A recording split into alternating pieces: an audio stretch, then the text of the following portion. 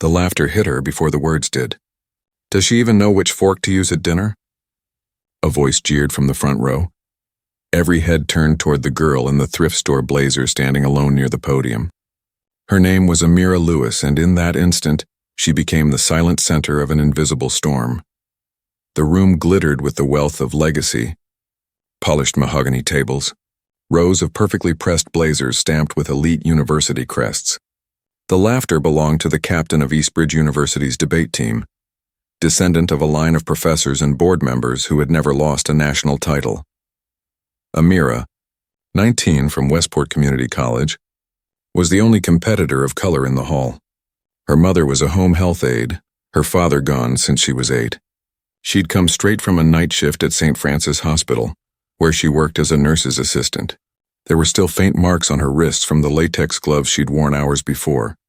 She heard the laughter, felt its sting, but she did not flinch again. Instead, she pressed her palm flat against the table, feeling the tremor in her fingers settle. Then she looked up, calm, deliberate, and met the captain's smirk with eyes that didn't waver. Nobody there knew what she carried in her bag that morning. Not makeup, not jewelry, just a cheap notebook, filled with handwritten notes, printed emails, and a plan that would quietly set fire to the arrogance that ruled that room. That notebook would change everything. The making of an unlikely debater, Amira hadn't planned to join the debate world. In her neighborhood, survival wasn't a metaphor. It was a daily task list. Keep your siblings safe. Bring home the groceries. Avoid the wrong street at night. Her debating began not in clubs, but in the corridors of the hospital where she worked part-time. Doctors made mistakes. Amira corrected them, respectfully, logically, but firmly. That calm authority caught the attention of Professor Delgado, who taught political science at her college. He'd once stayed after class to challenge her argument on social equity. 30 minutes later, he conceded, smiling as he handed her a debate team application. You don't find debate, he told her. Debate finds you. That was the day she met the small, ragtag team who called themselves the Southside Scholars, 4 students with one shared hunger, to be heard. Marcus, who worked nights at a factory to pay rent for his grandmother. Tina, once homeless, now the team's strategist. Jonas, a quiet researcher who lived in the college library. And Amira, who juggled textbooks and IV bags in equal measure. They didn't have suits or scholarships. Their classroom was an old supply room, converted into a practice space. But they had each other, and 3 rules written on the whiteboard. Think fast. Speak truth. Document everything. Rule 3 saves lives, Coach Delgado always said, and someday, it'll save your victory. The challenge from the top that spring, the National Collegiate Debate Championship, was being hosted in their own city, Riverbend, Illinois. The event filled an entire convention center. Every top-tier university was there: Princeton Hill, Eastbridge, Fairmont, Redwood, and tucked into a small table in the far corner, Westport Community College. When the team lists were posted, silence rippled through the room. Westport would face Eastbridge University in round 1. Marcus whispered, "They're the reigning champions." "They've never lost a round," Tina added softly, "and they don't believe we belong here." Amira adjusted her Goodwill blazer and said simply, "Then they won't see what's coming." On the opposite end of the hall, Nathan Caldwell, Eastbridge's captain, laughed with his teammates. His father chaired the university's board. His suit alone cost more than Westport's entire annual budget. He specialized in rapid-fire logic and quiet humiliation, smiling while he tore opponents apart. "They're just a diversity story," he said too loudly. "Quota teams make tournaments look good," Amira heard him. She didn't respond. She just took out her phone and started recording every word, every interaction. Rule 3. Document everything. The weight of history. For Westport's team, the championship wasn't just about winning. It was about proving that effort could outshine privilege, that intelligence didn't wear a brand name. Their preparation rituals were unconventional. Amira recorded voice notes between hospital shifts. Marcus researched during lunch breaks at the factory. Tina typed summaries on borrowed laptops in the public library. Jonas, too shy to speak much, verified every citation twice. Each one of them knew what was at stake, not just medals but futures. Scholarship scouts attended these events. A single performance could mean a full ride to a major university. Meanwhile, Eastbridge traveled with assistants, legal advisors, and suitcases of evidence binders. The divide couldn't have been clearer. But as Coach Delgado reminded them, they have money. You have purpose. Don't confuse the two. The first round.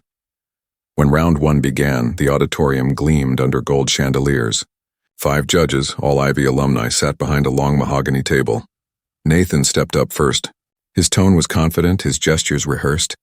The purpose of selective education, he began, is to identify the most capable contributors to society. He cited graphs, charts, and long lists of metrics that sang the praises of standardized testing. Judges nodded.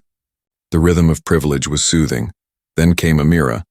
Her voice wasn't loud, but it carried weight. When we talk about merit, she began, we must admit that merit never begins on equal ground. Heads turned. Even the back row went silent.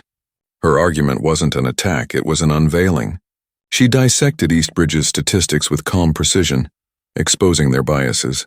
She drew on studies she'd memorized down to the publication hour, and when Nathan tried to rattle her with a rapid question barrage, she smiled faintly.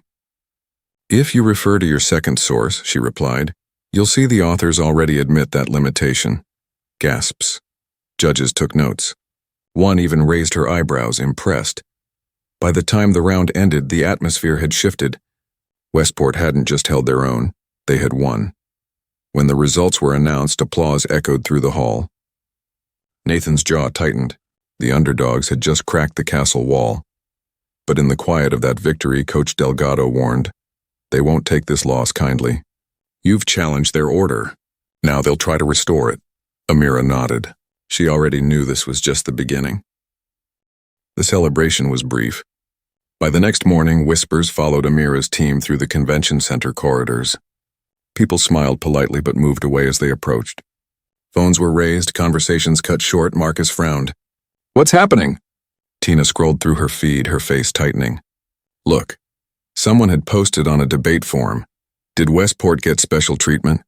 Sources say the judges bent rules for sympathy points. More comments followed. Hard to believe a community college beat Eastbridge without help. Maybe they used prep material they shouldn't have had. Coach Delgado set his coffee down slowly. They're spreading doubt. Classic damage control? Amira felt her stomach tighten. She had seen this tactic before. Different setting, same rhythm. At the hospital, when a nurse reported a doctor's mistake, rumors bloomed faster than truth. Discredit before investigation. Control the story before anyone checks the facts. Then we control ours, she said quietly. The next rounds came fast. Westport debated teams from Fairmont and Redwood, both better funded and better dressed. Each round, the questions got sharper, more aggressive. Judges demanded exact publication dates, author affiliations, even font consistency and citations. They're moving the goalposts, Marcus muttered after their second match. They're scared, Amira replied. Scared people build walls. Late that night, in their cramped hotel room, Tina's laptop chimed with an anonymous email. Subject line, they're not playing fair. Inside, only one line of text, check the public archive server. Default password still works. It was signed with the initials NC. Coach Delgado frowned. Could be bait. Amira leaned over Tina's shoulder. Or it could be proof. They searched the National Debate Association's archive site, a resource open to all participants. Within minutes, Tina found a folder labeled Eastbridge Strategy 2024. Inside were documents, notes, performance charts, and something more disturbing, psychological profiles of every opposing team. One file was titled Westport Team, Emotional Angles and Weak Points. It listed their financial struggles, family backgrounds, and potential triggers. Amira read in silence. Then she whispered, "They built dossiers on us." Marcus clenched his fists. "This is sick." Coach Delgado exhaled slowly. "And exactly what we needed to see. Rule 3, remember?" Amira opened her notebook and began copying everything. File names, timestamps, metadata. She wasn't just collecting evidence. She was building a wall of truth. 2 days later, during quarterfinals, Eastbridge reappeared, not as opponents yet, but as shadows. Their assistants whispered to judges during breaks, exchanged folded notes with staff, and typed constantly on laptops. Something was being set in motion. By then, Westport's victories had drawn public attention. Education blogs picked up their story. Factory worker team challenges Ivy League giants. Comment sections split into camps, some cheering, some sneering. One article headline read, "Can effort outsmart legacy?" It went viral overnight. When Amira saw it, she felt equal parts pride and fear. Attention brought power, but it also painted targets. The next morning, Marcus burst into their prep room holding his phone. They filed a complaint. He read aloud, "Eastbridge University formally accuses Westport Community College of evidence fabrication. The charge hit harder than any insult. Fabrication was the ultimate sin in debate. A confirmed case meant disqualification, blacklisting, permanent record damage." "They can't do this," Tina said, voice trembling. "They have no proof." "They don't need proof," Coach Delgado said grimly. "They just need confusion." The tournament board gave Westport 4 hours to verify every citation, every statistic, every quote they had used, 4 hours to defend their integrity. Amira stared at her notes, at the dozens of printouts, screenshots, and handwritten annotations she had gathered over weeks. Her heartbeat slowed. Rule 3, document everything.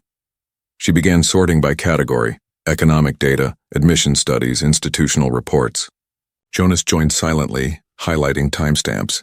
Marcus called libraries to confirm publication times. Tina printed receipts from digital archives. They worked like surgeons under pressure, every movement deliberate.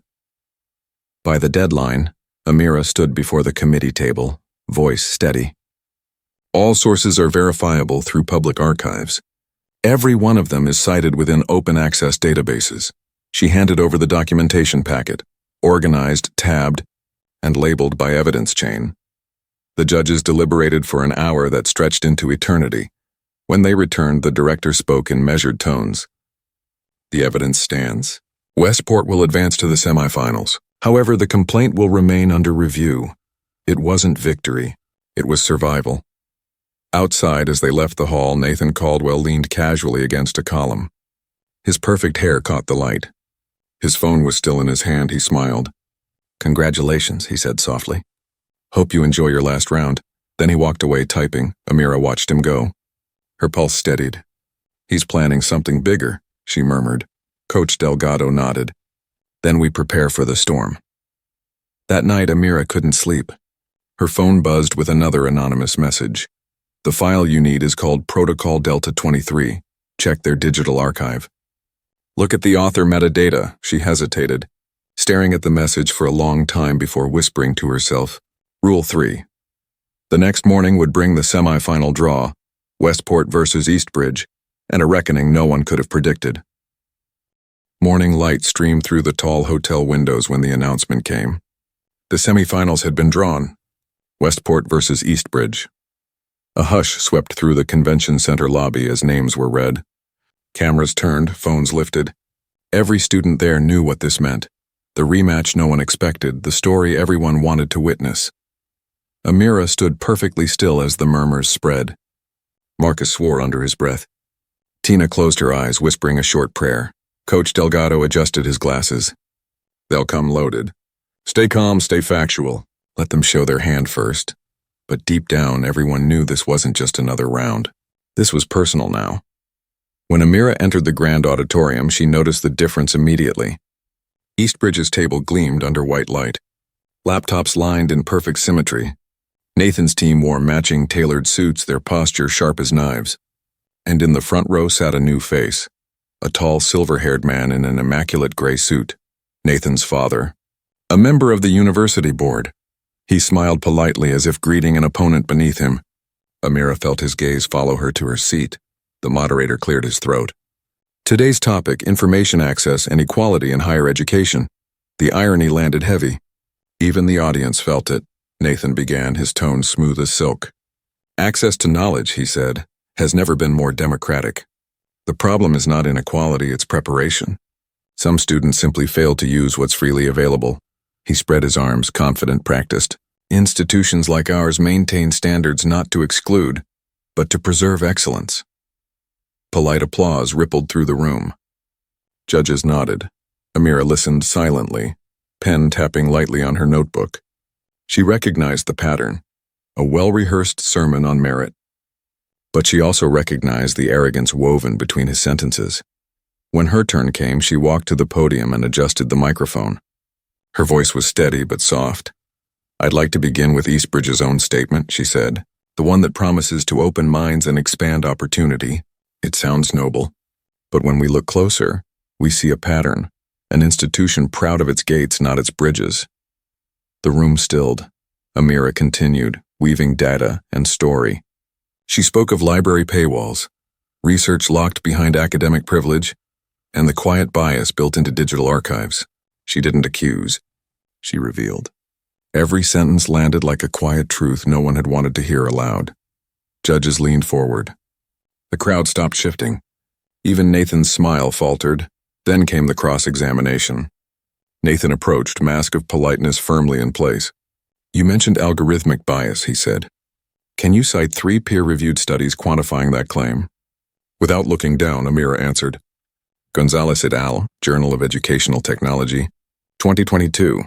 Singh and Wong, Computational Education Quarterly, 2023.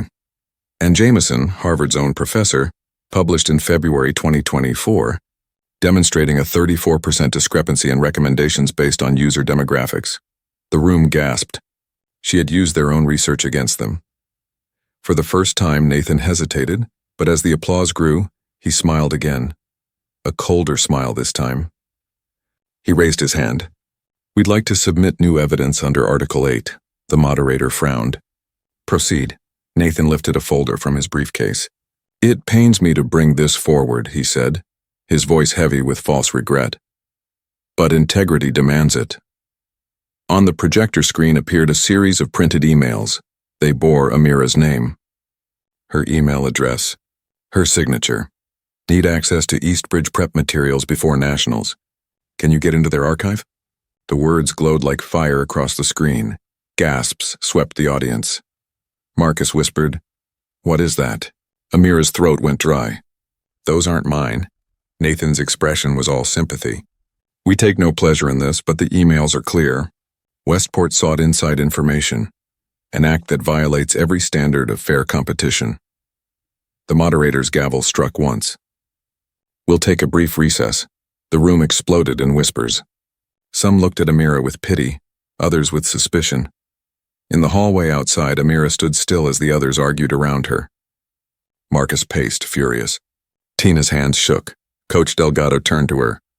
"Tell me honestly, any part of this true?" "None," she said firmly. "Those messages are fabricated. I never wrote them." He nodded once. "Then we prove it, but how?" Tina's laptop blinked with the email timestamps. 9:17 p.m., 3 weeks before the tournament. Amira's breath caught. "That night I was on shift at the hospital." Marcus frowned. "You sure?" "Yes, but I was on dinner break around then. They'll say I could have sent them during that time." Delgado rubbed his temples. "We need digital proof, something that shows you couldn't have been anywhere near that system." Amira thought fast. "The hospital cameras. Every nurse station is monitored. If they pull that footage, they'll see me checking vitals, not typing." She grabbed her phone and called her supervisor. "Diane, it's urgent. Can you get last month's footage? April 3rd, around 9 p.m. I need it tonight." Her supervisor's voice was calm but wary. "It might take hours, maybe longer." "Please," Amira said. "It's everything." By the time they returned to the auditorium, the judges had decided the competition would continue while the investigation remained open. No verdict. No closure. Just suspicion. As they left, Nathan passed by again. His tone was polite, but the smirk returned. "You can't outrun truth forever." Amira stopped walking. "Neither can you," she said quietly. He froze just for a heartbeat before walking on. Back in the hotel, her phone buzzed once more. Another message from the anonymous source. "Protocol Delta isn't a theory. It's a file. Check Nathan's laptop. Created March 17th, 2:36 a.m. Her breath caught. That file might hold everything, the proof of the setup, the key to their freedom. But if she was wrong, it could destroy them all. The final round was only a day away, and by morning, the truth would either save her or end her story for good. Dawn came pale and gray over Riverbend. The hotel corridors were silent except for the soft hum of vending machines and the distant clatter of luggage wheels. Inside room 416, Amira sat on the carpet beside the window, her notebook open, her laptop glowing faintly in the half-light. She had been awake all night. The anonymous message still burned in her mind. Protocol Delta, March 17th, 2:36 a.m. Her fingers trembled slightly as she logged into the public academic archive again. The server was massive, filled with hundreds of folders from universities across the country. She searched slowly, methodically, and then she saw it. Protocol Delta 23. Author, Caldwell. N. Her chest tightened. She clicked. The document was dense, clinical, written like a strategic manual. But the words were unmistakable. To maintain competitive advantage, employ psychological pressure, rumor diffusion, procedural challenges, and controlled evidence manipulation where appropriate. Her stomach turned cold.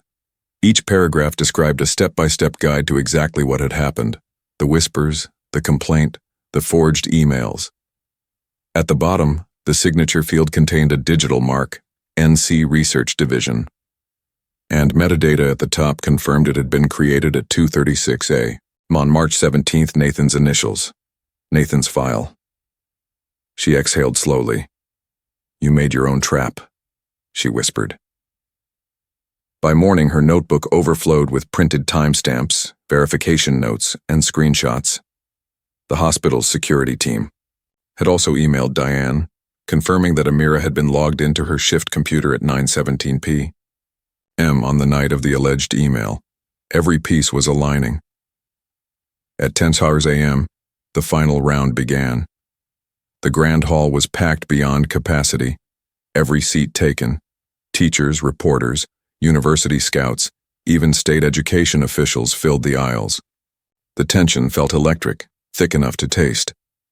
The moderator's voice echoed across the hall. Today's championship topic: merit and opportunity in modern education. Fitting, almost poetic. Eastbridge's table gleamed under the lights once more. Nathan looked immaculate, calm, composed, smiling faintly as if the outcome were already written. Behind him sat his father, expression carved from stone. Westport's table was smaller, cluttered with papers, a cracked laptop, and 3 exhausted but determined faces. Coach Delgado leaned close to Amira. "We don't go for sympathy, we go for truth." She nodded once. Nathan spoke first. "Merit," he began, "is the compass of civilization. Without it, excellence collapses.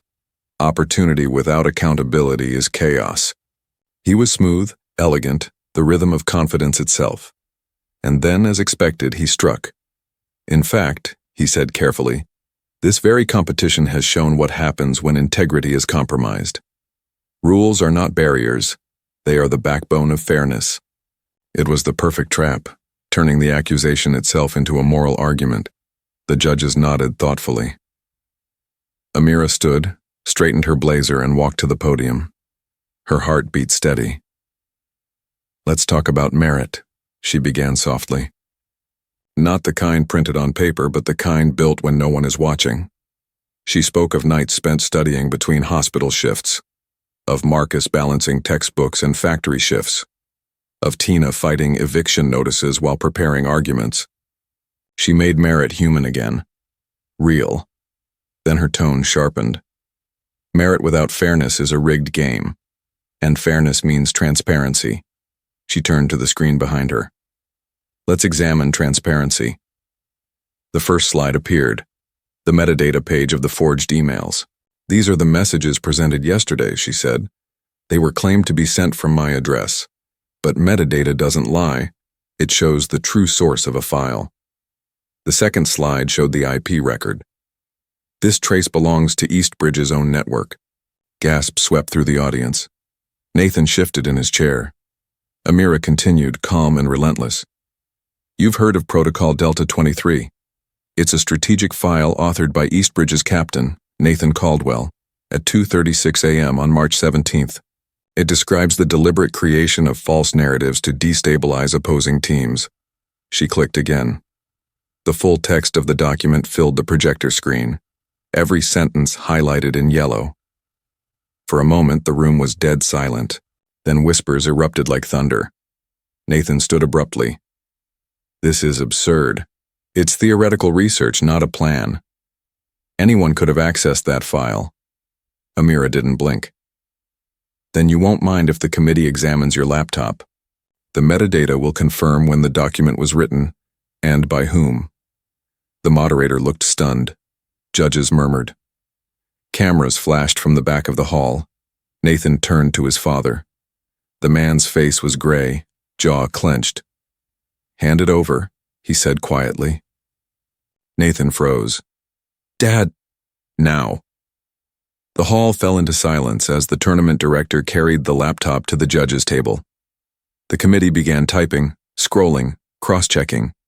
Every sound in the room felt magnified. The tap of keys, the faint hum of lights. After what felt like an eternity, the lead judge stood. This document was authored by Nathan Caldwell at the exact timestamp indicated. Modifications align with the creation of the forged emails. A wave of shock rippled through the audience. Nathan's father stood slowly, eyes heavy with disappointment. He left the hall without a word. Nathan remained seated, pale and shaking. Amira closed her notebook gently. The difference between us, she said quietly, is that we believed preparation could win. You believed preparation couldn't compete with privilege, that's why you cheated. No one moved. The judges gathered. The director cleared his throat. We will recess for verification and deliberation. As they exited, hundreds of spectators broke into low, stunned conversations. Some clapped quietly. Others filmed. The power dynamic that had ruled the championship for years had just cracked open in full view. Amira returned to her seat. Delgado exhaled for the first time in minutes. How did you find that file? He whispered. Amira smiled faintly. Someone pointed me in the right direction. She glanced at her phone. No new messages. The mysterious initials, NC or whoever had been sending those clues, had vanished. But it didn't matter. The truth was out now. And when the judges returned, it would change everything. The judges were gone for nearly 2 hours. The hall that had once hummed with polite conversation was now thick with anticipation. Every seat stayed filled. No one dared leave. Every whisper circled back to the same name, Amira Lewis. She sat at the edge of the stage, notebook closed, fingers laced tightly. Marcus leaned forward, elbows on knees. Tina clasped a bottle of water she hadn't touched. Even Coach Delgado looked 10 years older in that silence. Then the doors opened. The judges filed in, faces grave and unreadable. The tournament director followed, holding a printed document in both hands. When he reached the podium, the hall went still enough to hear the soft buzz of the overhead lights. After an exhaustive review of all submitted evidence, he began, including digital metadata, archive records, and independent verification by our technical committee, the board has reached a decision. Every breath in the room seemed to pause at once. Eastbridge University is hereby disqualified from this year's competition for deliberate evidence manipulation and unethical conduct. The gasp that followed was not one sound but many. Shock, disbelief, and an almost physical release of tension. Nathan's face went white. His teammates stared at the table, frozen. His father, standing in the aisle, turned without a word and walked out. The director continued, his voice clear and unwavering. By unanimous decision, Westport Community College is declared the national debate champion. For a long second, no one moved. Then Tina's hand went to her mouth.